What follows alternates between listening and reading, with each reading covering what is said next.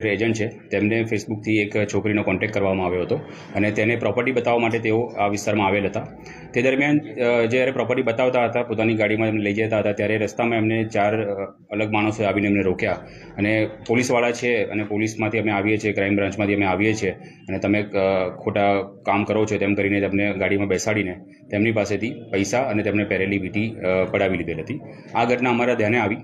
ત્યારબાદ local police સ્ટેશનથી અને અમારી એલસીબીના માણસો દ્વારા તપાસ હાથ ધરવામાં આવી, સીસીટીવી ચેક કરવામાં આવ્યા, હ્યુમન ઇન્ટેલિજન્સ અને ટેકનિકલ ઇન્ટેલિજન્સનો ઉપયોગ કરીને તમામ આરોપીઓને ધરપકડ કરવામાં આવી છે. જે આરોપીઓ પકડાયા છે તે અગાઉ પણ કોઈ આ પ્રકારના ગુનામાં દાખલ આવ્યા હોય એવા?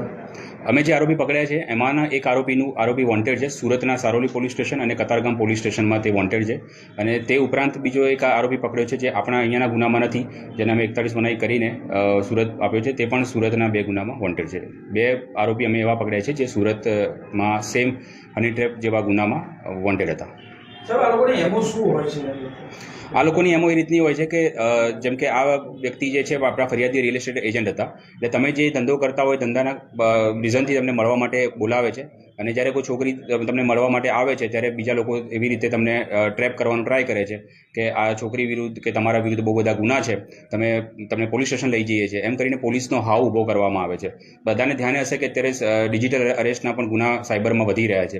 તો એ ડિજિટલ અરેસ્ટમાં જે રીતે પબ્લિકને ડરાવીને એમની પાસેથી પૈસા પડાવવામાં આવે છે, તે જ રીતે આ ફિઝિકલી પ્રેઝન્સ રહીને તમને પોલીસનો ડર ઊભો કરવામાં આવે છે અને એ રીતે તમારી પાસેથી 50,000, 1 લાખ, 1.5 લાખ જેટલા મળી શકે એટલા પૈસા તમારી પાસેથી પબ્લિક પાસેથી કઢાવી લેવામાં આવે છે. આ રીતની એ લોકોની એમો હોય છે. તો આ ધ્યાને રાખીને હું તમામ નગરજનોને એક જ સૂચના કહેવા માંગુ છું કે પોલીસનો કોઈ પણ એવા ડરવાની જરૂર છે નહીં. પોલીસ તમારી મદદ માટે છે. તો આવું કંઈ પણ થાય છે તો તમારે તરત પોલીસનો કોન્ટેક્ટ કરવો છે. ઘણીવાર એવું બનતું હોય છે કે આ ઘટના બને તો 50,000, લાખ રૂપિયાનું મામૂલી અમાઉન્ટ છે પતી ગઈ એટલે એવું કરીને કોઈ પોલીસ સ્ટેશન આવતા નથી અને જે પોલીસ સ્ટેશન આવે છે તો પોલીસ સારી રીતે મહેનત કરીને આરોપી પકડે પણ છે.